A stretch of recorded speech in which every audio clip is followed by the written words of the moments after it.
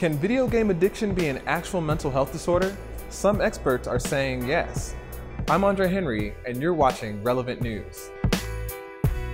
The World Health Organization recently released the 11th edition of their International Classification of Diseases, also known as the ICD, and the new ICD lists gaming disorder as a rare mental health condition.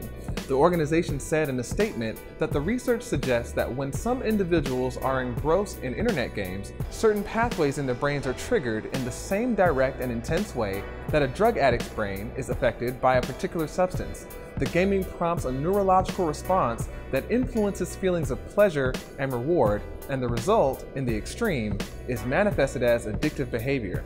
Experts say that this doesn't mean that everyone who plays video games for hours is an addict, predicting that less than 1% of gamers may fit the diagnosis. The news comes as gaming rehab centers continue to pop up around the world to help those suffering an addiction that, in some cases, has ruined jobs, relationships, and marriages. The hope is that this new classification will help those suffering from gaming disorder receive adequate and appropriate treatment. Well, that's all for Relevant News. Pat yourself on the back for being an informed citizen, and remember to check us out on Twitter @Relevant or our website, relevantmagazine.com. We'll see you next time.